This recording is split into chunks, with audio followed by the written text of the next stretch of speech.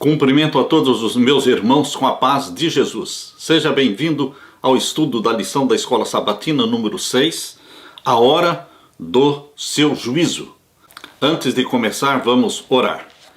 Pai querido que estás nos céus, na tua presença estamos te adorando, te louvando e buscando a tua bênção neste momento ao abrirmos a tua palavra.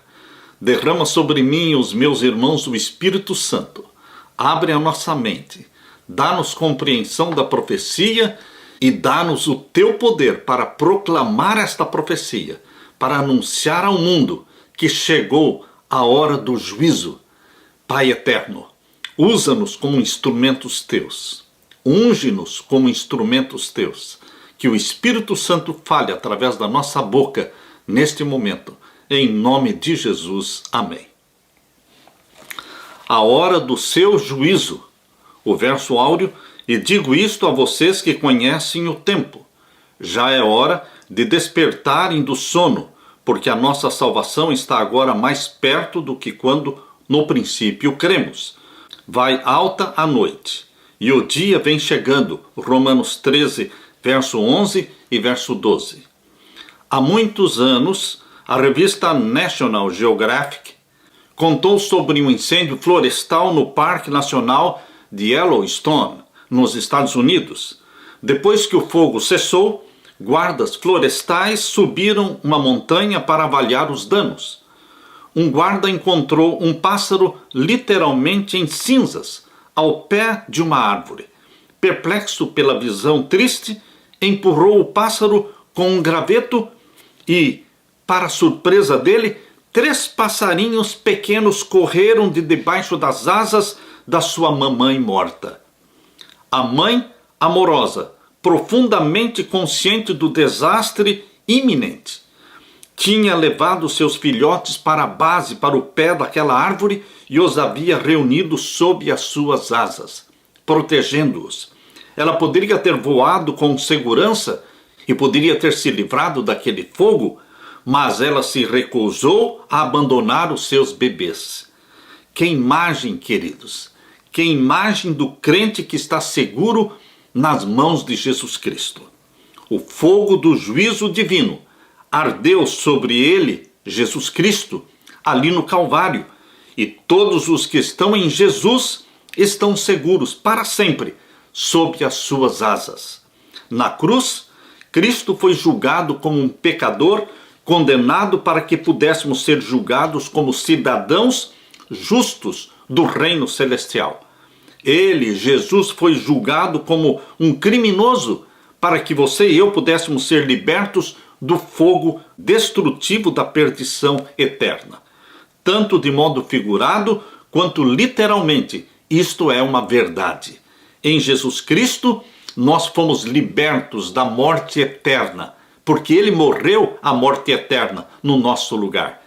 E nós recebemos a vida eterna de nosso Jesus, Salvador amado. Aleluia! Na parte de domingo, a purificação do santuário. O que significa a purificação do santuário? Lembre-se, meu querido irmão, minha querida irmã, que o santuário da terra foi construído por ordem de Deus. Deus deu a ordem para Moisés em Êxodo capítulo 25 e o verso 8. Abra sua Bíblia em Êxodo capítulo 25 e o verso 8. Aqui Deus diz: e me farão um santuário e habitarei no meio deles.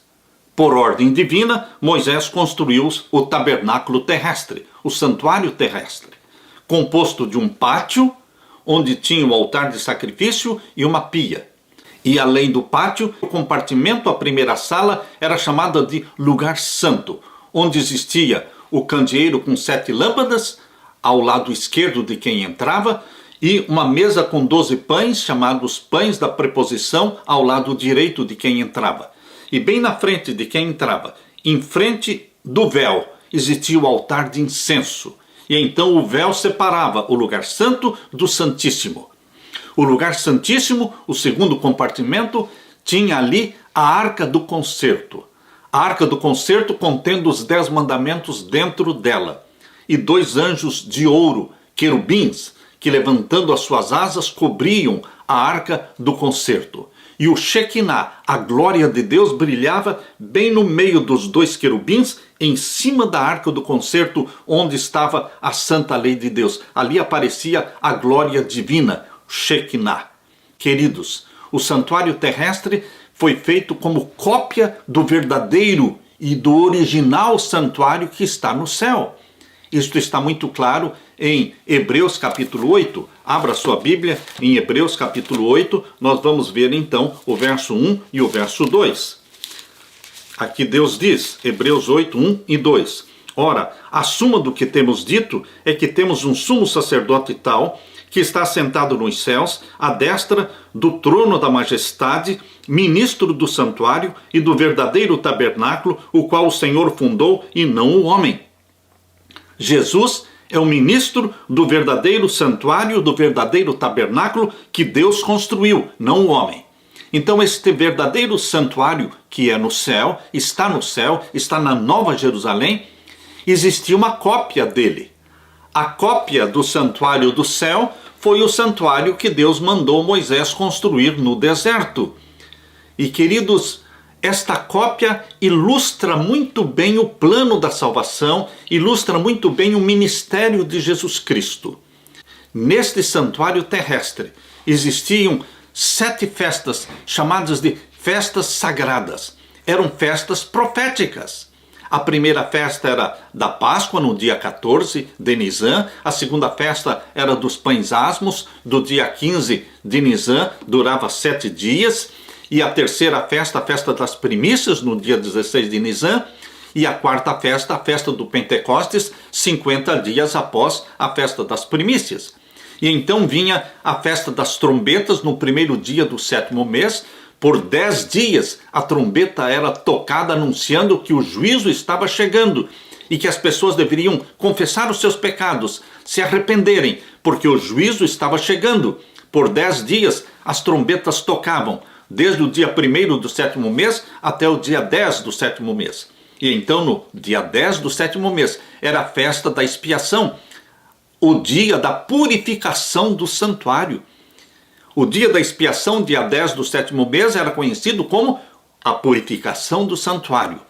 Quando o santuário terrestre seria purificado de todos os pecados confessados durante o ano, lá no pátio, e que foram transportados para dentro do santuário através do sacerdote que queimava o incenso sobre o altar de incenso. E aquela fumaça do incenso subia por cima do véu e entrava no lugar santíssimo.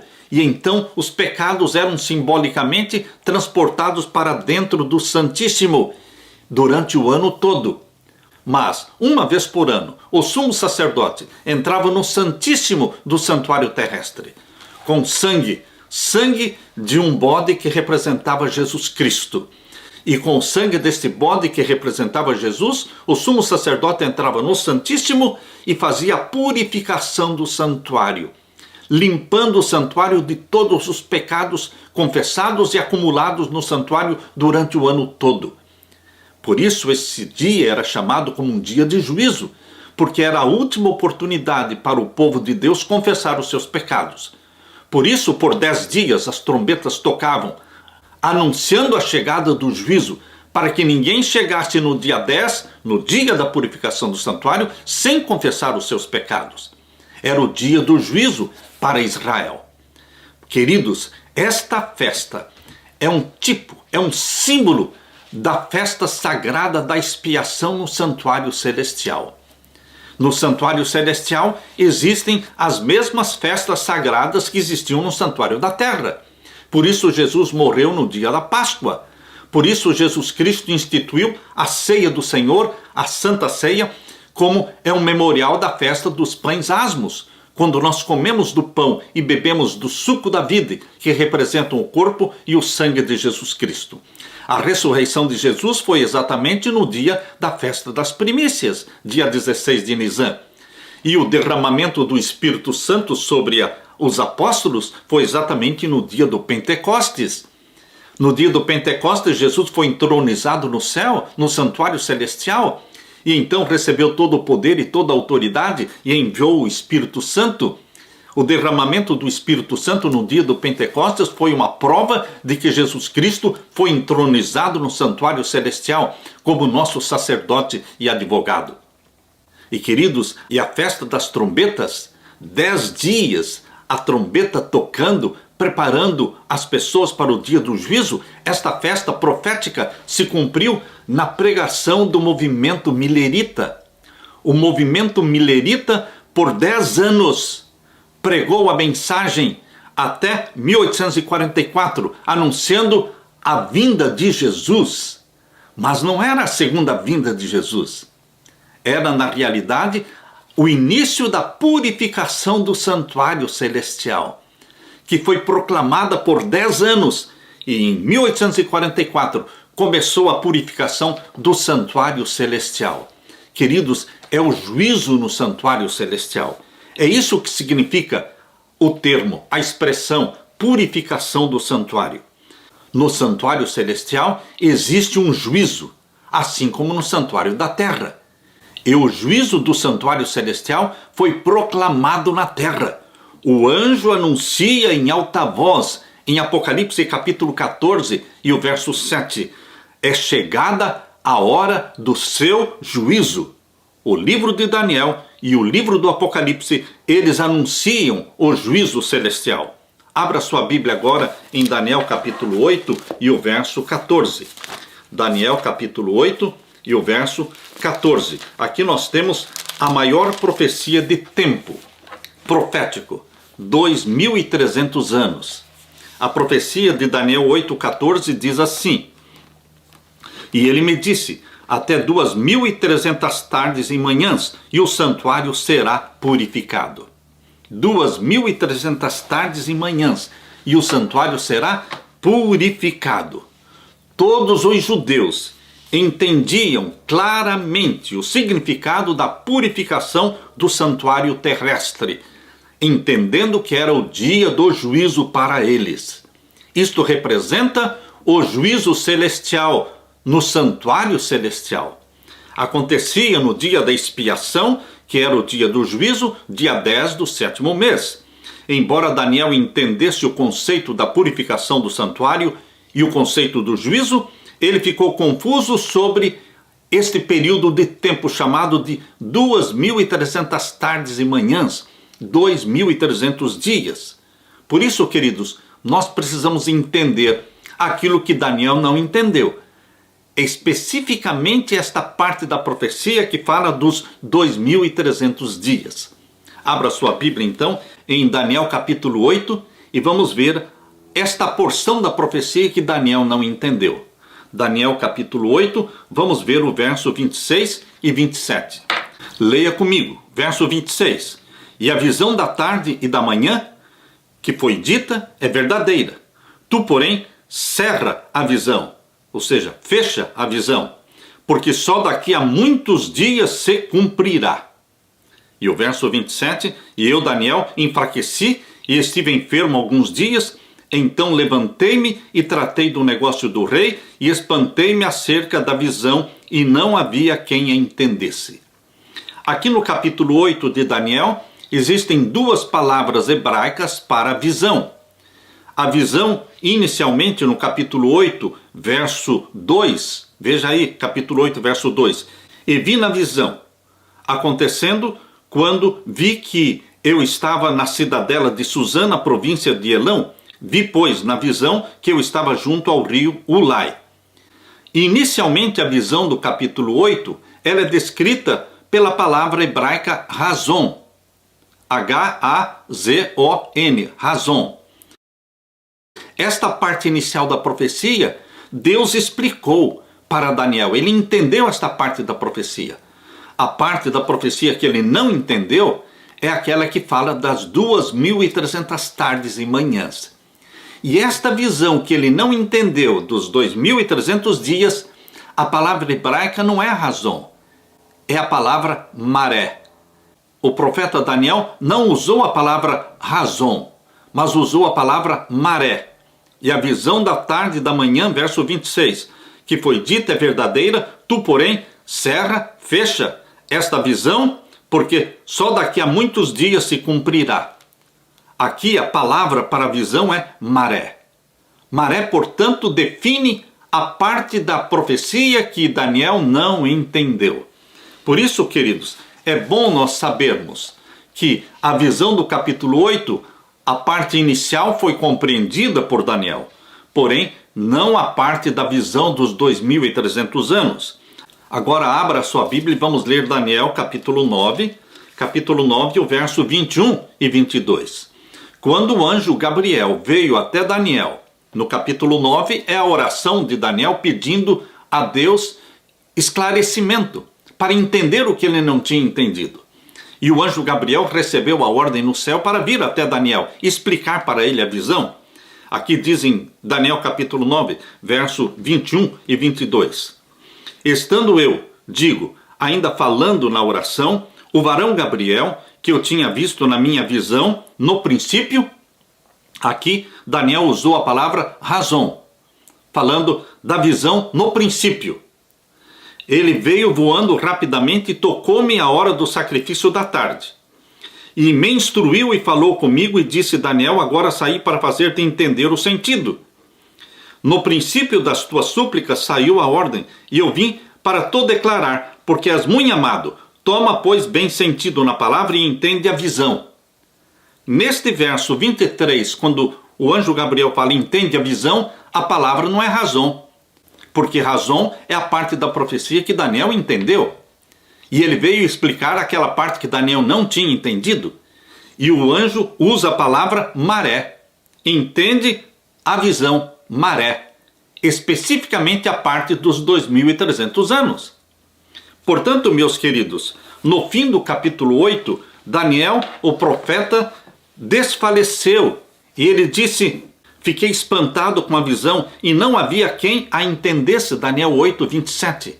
Em Daniel 8, verso 19 a 22, o anjo explicou a parte inicial da visão. Leia comigo. Daniel 8, verso 20. Aquele carneiro que viste com duas pontas são os reis da Média e da Pérsia. O anjo Gabriel explicou para Daniel a visão do carneiro, a visão do bode. Aqui agora o verso 21. Mas o bode peludo é o rei da Grécia, e a ponta pequena que tinha entre os olhos é o rei primeiro. E o ter sido quebrada, levantando-se 4 em lugar dela, significa que 4 reinos se levantarão da mesma nação, mas não com a força dela. Aqui o anjo explicou que o carneiro representava o império da Medo-Pérsia, e o bode, com um chifre grande, esse aí representava a Grécia, e o chifre representava o primeiro rei da Grécia, Alexandre o Grande. E o fato de ter sido quebrado aquele chifre, nascendo então 4 chifres daquele lugar, representam então os 4 generais de Alexandre, que quando Alexandre morreu, dividiram o império da Grécia em 4 seções, em 4 partes. Então, queridos, esta parte inicial da visão, razão, esta é a palavra hebraica para a parte inicial da visão, razão, Daniel entendeu. Mas a parte da visão dos 2.300 dias, a palavra usada é maré, Daniel não entendeu. E é exatamente esta parte da profecia que o anjo Gabriel, no capítulo 9, veio explicar para Daniel. O capítulo 9 de Daniel registra o anjo Gabriel indo explicar para Daniel os 2.300 dias. Ele disse no verso 22, Daniel 9, 22, Daniel, agora eu vim para dar a você inteligência e discernimento. Gabriel surpreendeu Daniel ao revelar uma resposta muito mais ampla à sua oração do que ele jamais havia imaginado. O anjo conduziu o profeta pelo fluxo do tempo e revelou a verdade sobre o Messias vindouro, apontando as datas exatas do início do ministério do Messias e a sua morte cruel, eventos que estavam diretamente ligados à purificação do santuário mencionada em Daniel capítulo 8. Em outras palavras, a morte de Jesus na cruz e o juízo celestial estão inseparavelmente ligados um ao outro. Queridos, Jesus Cristo morreu. Jesus Cristo ressuscitou e subiu ao céu. Foi entronizado no céu. E no final dos 2300 anos, ele iniciou seu trabalho como juiz do santuário celestial. É esta grande verdade que a profecia de Daniel 8 está nos ensinando. Louvado seja Deus pelo leão da tribo de Judá, o juiz Jesus Cristo, aquele que morreu, que venceu, e por isso ele recebeu poder e autoridade para abrir o livro selado com 7 selos, Apocalipse 5 e o verso 5. Aleluia! Na parte de segunda-feira, os 2300 dias e o tempo do fim. 2300 dias. Vocês sabem que não são todos que interpretam os 2300 dias como sendo 2300 anos. Somente a Igreja Adventista do Sétimo Dia compreende esta profecia como sendo tempo profético de 2300 anos. Outros teólogos e outras igrejas interpretam as 2300 tardes e manhãs como sendo 2300 sacrifícios. Eles dizem existiam 2 sacrifícios por dia, o da manhã e o da tarde. Então, 2300 tardes e manhãs, eles dizem que são 2300 sacrifícios. Mas, queridos, os sacrifícios relatados na Bíblia, eles eram definidos como sendo o sacrifício da manhã e da tarde. Sacrifício da manhã e da tarde. A expressão tarde e manhã não é a mesma expressão de manhã e tarde. Manhã e tarde era a expressão usada para os sacrifícios feitos no santuário da terra. O da manhã às 9 da manhã e o da tarde às 3 horas da tarde. Porém, queridos, a expressão tarde e manhã, biblicamente, não se refere a sacrifícios, mas se refere ao dia literal, ao dia que está aqui em Gênesis capítulo 1. Em Gênesis capítulo 1, nós vemos aqui no verso 5. E foi a tarde e a manhã o dia primeiro. E nós vemos também no verso 8. E foi a tarde e a manhã o dia segundo. E nós vemos também no verso 13, e foi a tarde e a manhã o dia terceiro. E vemos também no verso 19, e foi a tarde e a manhã o dia quarto. E vemos também no verso 23, e foi a tarde e a manhã o dia quinto. Portanto, na semana da criação, em Gênesis capítulo 1, prova de que a expressão bíblica tarde e manhã se refere a um dia. Nós não poderemos confundir as pessoas dizendo, não, tanto faz manhã e tarde e manhã, tanto faz. Não. Na Bíblia, manhã e tarde diz respeito a sacrifícios. O sacrifício da manhã e o sacrifício da tarde. Mas a expressão bíblica tarde e manhã não tem nada a ver com sacrifícios. Ela surgiu na Bíblia, em Gênesis capítulo 1, antes do pecado de Adão e Eva. Não tinha nada a ver com sacrifício.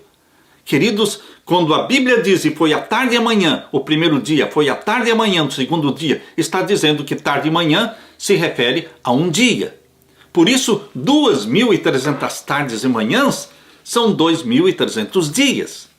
Aqueles que não aceitam a interpretação bíblica, aqueles que não deixam que a Bíblia interprete a Bíblia e que interpretam de forma errônea os 2300 dias, dizendo que são 2300 sacrifícios, eles reduzem os 2300 dias em 1150 dias. Porque eles dizem que são 2 sacrifícios por dia, então 2300 sacrifícios se referem somente a 1150 dias, um pouco mais de 3 anos. Eles reduzem a grande profecia de 2300 anos em apenas 3 anos. Mas, queridos, a Bíblia prova, Deus mostrou com evidência irrefutável de que esta profecia de 2300 dias de Daniel 8,14 não é uma profecia de pouco mais de 3 anos. É uma longa profecia que duraria até o tempo do fim. Os que defendem que os 2300 dias são 2300 sacrifícios, reduzindo-os então a 1150 dias, um pouco mais de 3 anos, aplicam a profecia a Antíoco Epifânio, quando Antíoco Epifânio profanou o santuário lá em Jerusalém. Mas, queridos, isso não é uma profecia de longo período de tempo, conforme o próprio Deus falou. O que Daniel não entendeu foi a profecia para o tempo do fim. Por isso, queridos, é importante nós voltarmos a ler aqui Daniel capítulo 8. Volte a ler comigo agora Daniel capítulo 8 e o verso 26 e 27. Você pode me acompanhar esta leitura? Aqui diz o verso 26, e a visão da tarde e da manhã, que foi dita é verdadeira, tu, porém, cerra a visão, porque só daqui a muitos dias se cumprirá. Queridos, assim como os adventistas da promessa aplicam para Antíoco Epifânio esta profecia, reduzindo-a a 3 anos somente, não seria uma profecia para dias muito distantes? Aqui está dizendo claramente que esta profecia é de tempo profético. É um dia valendo um ano. Porque em profecia, conforme Números capítulo 14, verso 34, um dia vale um ano. É uma profecia para 2.300 anos. E não somente 3 anos. Não se cumpriu com Antíoco Epifânio. Aqui está falando do ministério de Jesus Cristo no santuário celestial. Purificação do santuário celestial é uma festa sagrada do santuário celestial, tipificada, simbolizada no santuário terrestre pelo dia da expiação, que era o dia 10 do 7º mês. Isto se cumpre no ministério de Jesus no santuário celestial. E, queridos, quando é que Jesus começaria o seu ministério de juiz no santuário celestial? No final dos 2.300 anos. Esta é a profecia que Deus deu para Daniel. Satanás, com certeza, não quer que você entenda esta profecia, porque ela diz respeito ao ministério de Jesus Cristo no santuário do céu. Jesus trabalhou no santuário celestial por mais de 1.800 anos como sacerdote, como advogado e mediador nosso. Mas chegaria um momento em que Jesus Cristo também entraria na presença do Pai para receber o livro do juízo e abrir o livro do juízo e processar o juízo celestial. Queridos, esse juízo celestial foi proclamado na profecia de Daniel 8,14, até 2.300 tardes e manhãs, e o santuário será purificado. O juízo celestial é o centro da mensagem de Daniel. Assim também como é o centro da mensagem do Apocalipse. E nós precisamos entender o ministério sacerdotal de Jesus Cristo em suas duas fases, como advogado e mediador nosso e também como nosso juiz. Porque o próprio Jesus disse em João capítulo 5, verso 22, porque o Pai a ninguém julga, mas deu ao Filho o poder de julgar. Jesus é o seu e é o meu juiz. Ele morreu por nós na cruz e ele vai nos julgar. Bendito seja Deus pelo juiz amável, benigno, bondoso, Salvador nosso, Jesus Cristo. Aleluia. Na parte de terça-feira, instrução do anjo a Daniel. O anjo Gabriel veio por ordem de Deus, diretamente a Daniel. Daniel estava orando. Daniel capítulo 9, abra sua Bíblia. Daniel capítulo 9 é a oração de Daniel para poder entender a profecia que ele não tinha entendido do capítulo 8. Portanto, queridos, em Daniel capítulo 9, verso 23, diz claramente o anjo para Daniel assim. Leia comigo. Verso 23. No princípio das tuas súplicas saiu a ordem, e eu vim para te declarar, porque és muito amado. Toma, pois, bem sentido na palavra e entende a visão. A palavra hebraica aqui é maré. Entende aquela visão que você não entendeu. O anjo instruiu a Daniel, preste atenção à mensagem e entenda a visão. Que mensagem? E que visão? Obviamente a visão que Daniel não tinha entendido no capítulo 8. Agora leia comigo Daniel capítulo 9 e os versos 24 em diante. Daniel 9, versos 24 em diante. 70 semanas estão determinadas sobre o teu povo. Deus é didático, meu querido irmão, minha querida irmã. Deus pegou esta profecia de 2.300 anos e dividiu-a em duas partes para se tornar mais compreensiva, mais fácil de se entender. Deus disse para Daniel: olha, Daniel, esta profecia grande de 2.300 anos, eu vou separar dos 2.300 anos, eu vou separar 490 anos para o teu povo, Daniel. 70 semanas de 7 dias são 490 dias. Conforme dizem Números 14, verso 34, um dia vale um ano. Portanto, são 490 anos. 490 anos é a parte inicial da visão, grande visão de 2.300 anos.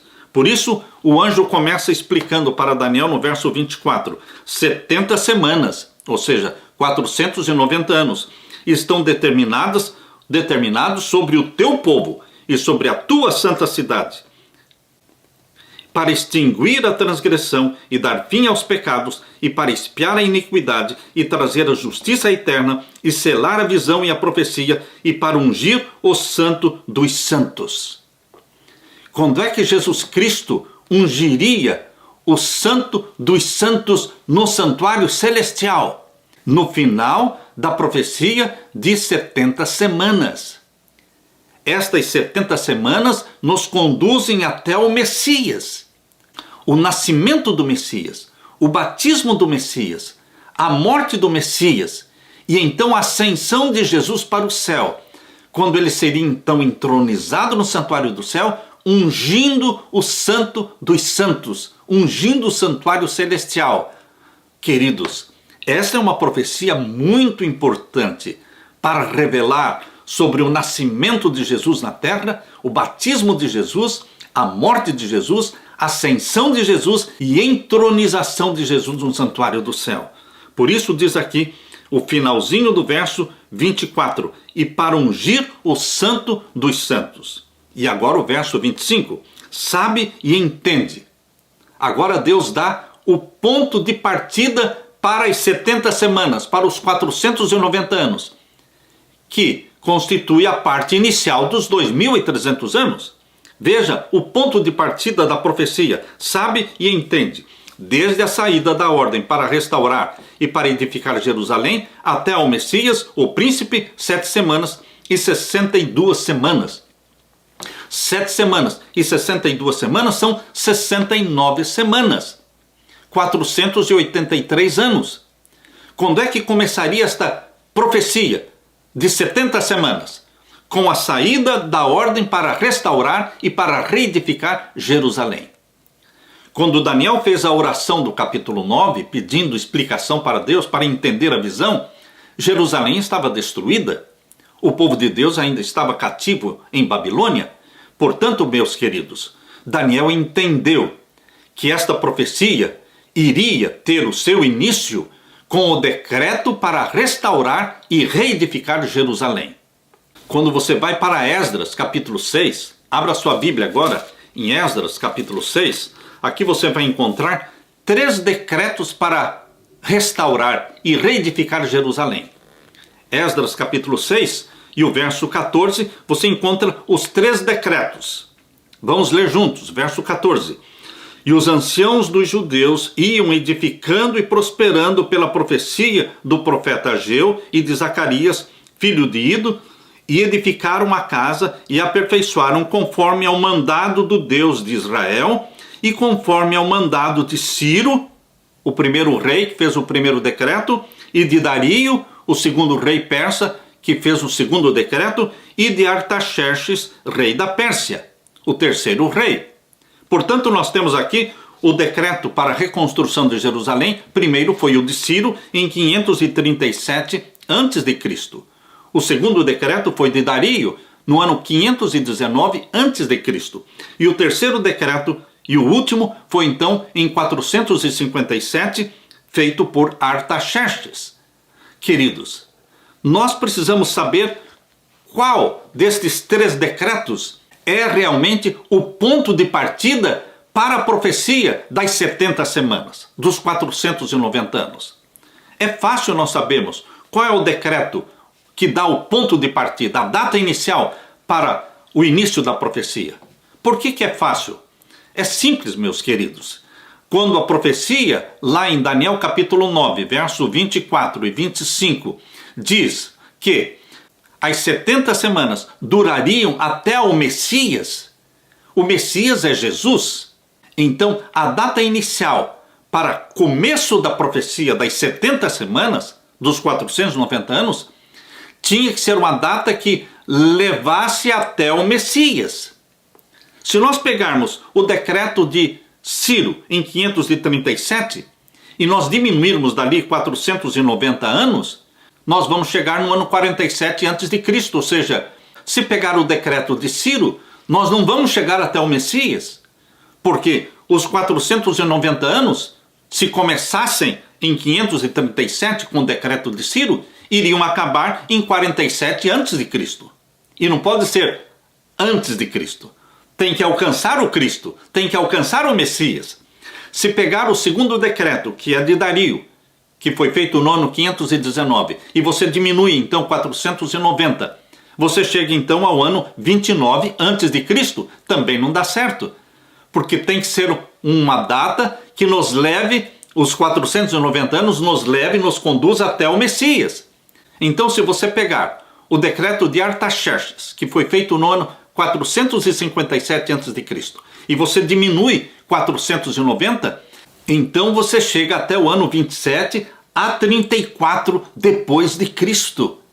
Queridos, unicamente o decreto de Artaxerxes, que foi aprovado no ano 457, é que nos leva até o Messias, até o batismo do Messias no ano 27, até a morte do Messias no ano 31, até o final dos 490 anos, que foi no ano 34. Unicamente o decreto de Artaxerxes. Portanto, 457 é a data inicial da profecia dos 490 anos. Esta é uma profecia verdadeira. A Bíblia explica a Bíblia e mostra com clareza a data em que o Messias viria ao mundo, a data, o ano certo em que ele seria batizado, que seria ungido, e o ano em que o Messias morreria na cruz para perdão e salvação nossa. Aleluia! Porque Deus revelou aos profetas aquilo que iria acontecer, e estas profecias fortalecem a minha fé, fortalecem a sua fé, porque Deus não faz nada escondido, mas antes revela os seus segredos aos seus servos, os profetas. Bendito seja Deus. Na parte de quarta-feira, o Messias morto. Deus declarou que o seu filho nasceria neste mundo para morrer. Por isso, Gálatas capítulo 4, verso 4 diz: vindo a plenitude dos tempos, Deus enviou o seu filho, nascido de mulher, nascido sob a lei. Vindo a plenitude dos tempos. Existia um tempo certo para nascer Jesus Cristo na terra. 4.000 anos se passaram desde o pecado de Adão e Eva. E agora veio o momento em que o Messias deveria nascer. Ele foi gerado pelo Espírito Santo no ventre da Virgem Maria. Nasceu e viveu 33 anos na terra. Ele foi batizado quando ele tinha 30 anos. Foi no ano 27 que ele foi batizado. O Messias morreria na metade da última semana profética. Eram 70 semanas a profecia. 69 semanas, ou seja, 483 anos, nos levam desde a ordem para restaurar Jerusalém, em 457, até o batismo do Messias. Os 483 anos, 69 semanas, nos levam até o ano do batismo do Messias, no ano 27. Ficaria sobrando então a última semana, a 70ª semana. A última semana de 7 anos foi então do ano 27 depois de Cristo, o ano do batismo de Jesus, até o ano 34, quando Estevão morreu e quando Saulo foi convertido como apóstolo dos gentios. Queridos, esta última semana, do ano 27 ao ano 34, nesta última semana, a profecia diz que o Messias morreria na metade da última semana. Se você pega a última semana do ano 27 ao ano 34, e a Bíblia diz que na metade desta última semana profética o Messias morreria, então ele morreria no ano 31. Foi exatamente assim que aconteceu. Jesus morreu no ano 31. Queridos, que grandes verdades são reveladas aqui em Daniel capítulo 9, verso 26. Daniel capítulo 9, verso 26. Leia comigo. Verso 26. E depois das 62 semanas, ou seja, passaram-se 69 semanas, 7 mais 62, passaram-se 69 semanas, 483 anos. E o que aconteceria depois? Depois das 62 semanas, será tirado o Messias. Ou seja, o Messias seria morto na última semana, na 70ª semana. Aqui diz, e depois das 62 semanas, será tirado o Messias, e não será mais. E o povo do príncipe, que há de vir, destruirá a cidade e o santuário, e o seu fim será como uma inundação, e até o fim haverá guerra, estão determinadas assolações. E o verso 27. Ele, o Messias, firmará um concerto com muitos por uma semana. Qual semana? A última semana, a 70ª. Ele, Cristo, firmará um concerto com muitos por uma semana, ou seja, os últimos 7 anos. E na metade da semana fará cessar o sacrifício. Se a última semana foi do ano 27 ao ano 34, a metade desta semana profética cai no ano 31, quando o Messias morreu na cruz. Ele firmará um concerto com muitos por uma semana, e na metade da semana fará cessar o sacrifício e a oferta de manjares.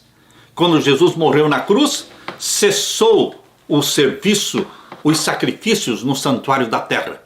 Quando Jesus morreu na cruz, o véu que separava o lugar santo do santíssimo se rasgou de alto a baixo, mostrando que aquilo ali não mais valia. Jesus morreu não como cordeiro do santuário da terra.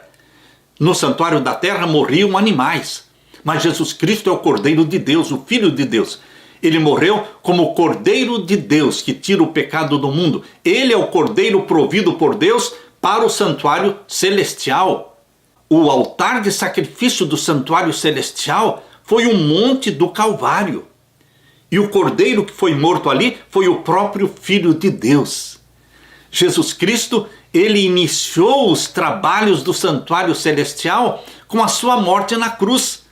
Foi ali que iniciou a primeira festa do santuário celestial, foi a festa da Páscoa, que é a morte de Jesus na cruz. Essas previsões se cumpriram exatamente em todos os detalhes, exatamente na Páscoa, quando o sumo sacerdote oferecia o cordeiro pascal. Ali naquela data, Jesus Cristo foi sacrificado por você e por mim.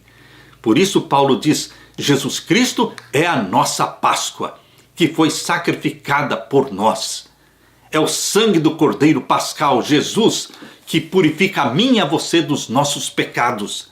O Messias morto, bendito seja Deus, não está morto.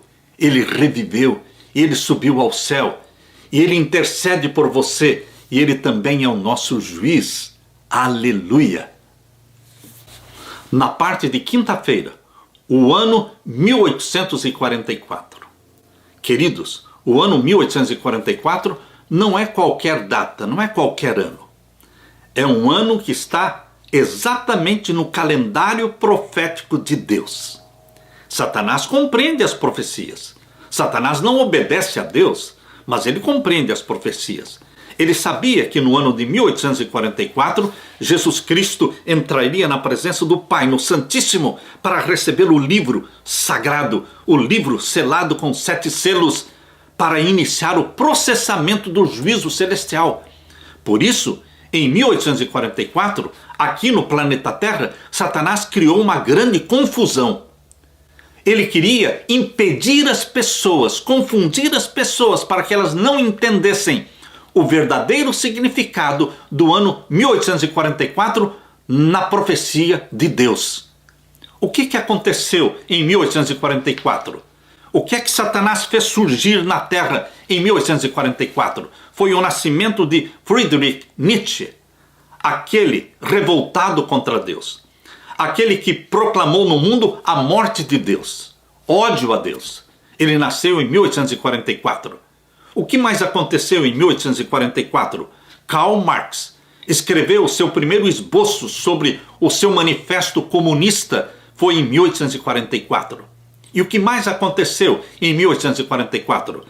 Charles Darwin escreveu os seus ensaios evolucionistas em 1844.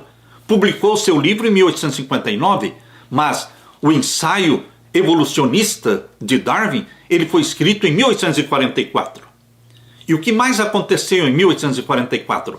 Morreu o profeta da Igreja dos Mormons, o profeta deles, chamado Joseph Smith. Ele morreu em 1844. E logo depois, em 1848, surgiu o espiritismo moderno, com as experiências místicas, espiritualistas das irmãs Fox, lá no estado de Nova York. Foi em 1848 que surgiu o espiritualismo moderno. Queridos, Satanás tentou confundir a mente do povo, porque ele sabia que em 1844 nascia um movimento profético mundial. Começava o juízo do santuário celestial. Por isso ele fez esta confusão em torno do ano 1844. Mas Deus fala de forma clara e convincente através da profecia, mostrando que esta data é legítima, é verdadeira, é confiável. Iniciou o juízo celestial. É o fim dos 2.300 anos, até 2.300 tardes e manhãs. E o santuário será purificado.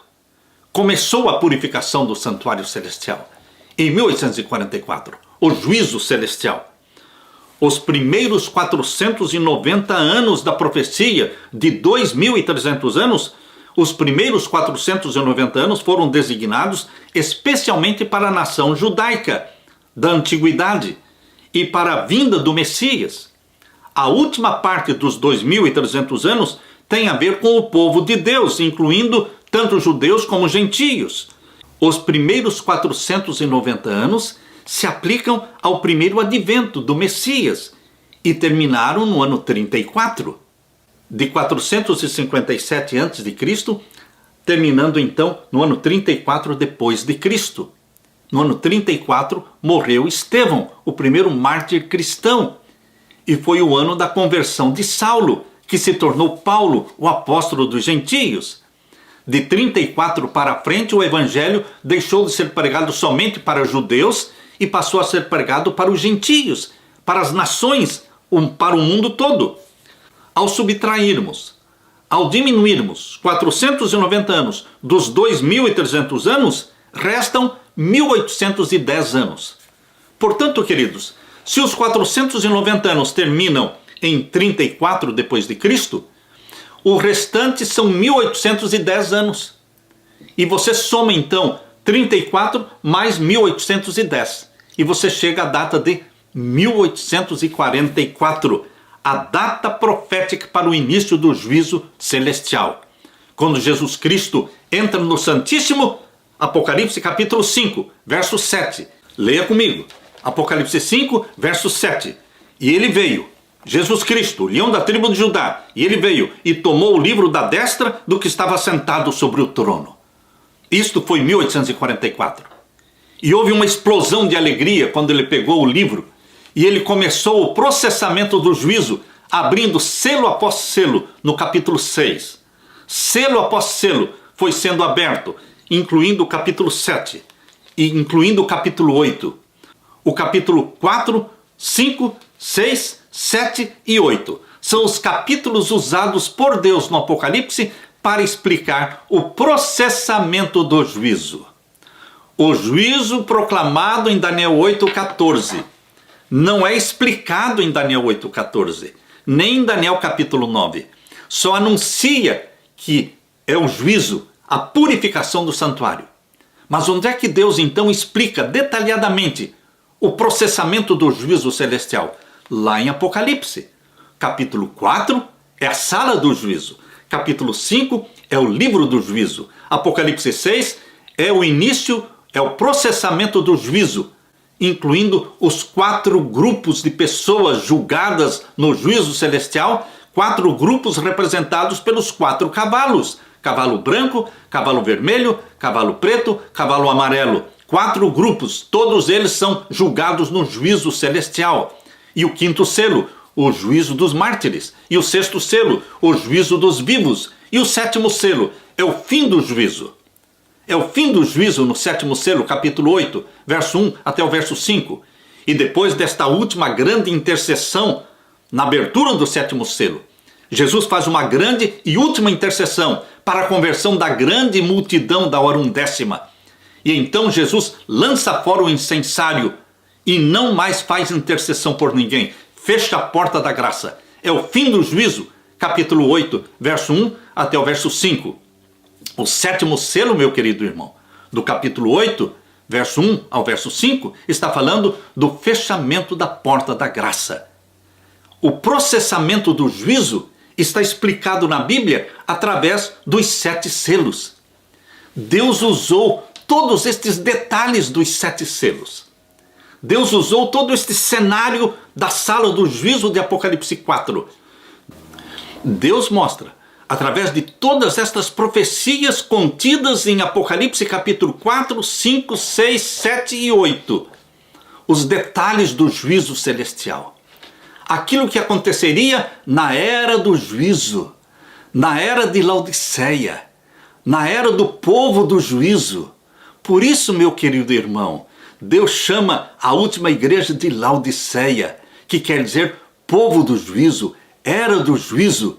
Deus dá a entender a você e a mim que somos o povo do juízo. Deus nos dá a entender claramente através dos 7 selos, através de todos esses capítulos inteiros do Apocalipse, nos dá a entender o juízo celestial, onde nomes são mantidos no livro da vida e outros nomes são riscados do livro da vida, e mostra exatamente o momento em que Jesus Cristo dirá: está feito, chega.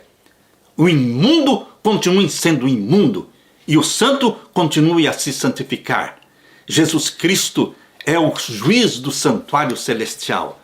Ele é o Salvador amado. Ele é quem ama você. Você não precisa ter medo do juízo, porque Deus estabeleceu o juízo celestial a favor dos santos do Altíssimo. E Deus vai dar o reino e o poder e o domínio a Jesus Cristo. E todos nós vamos herdar o reino juntamente com Jesus Cristo. Aleluia! Alegre-se com estas boas novas do juízo celestial. Esta boa notícia do juízo celestial. Alegre-se em Jesus Cristo. Regozije-se nele e pregue esta mensagem. Prepare a sua família. Prepare um povo para a breve volta de Jesus Cristo. Eu deixo com você, meu querido irmão, esta mensagem de encorajamento, de esperança, de regozijo. Eu deixo com vocês a paz que só o meu Jesus pode dar. Amém.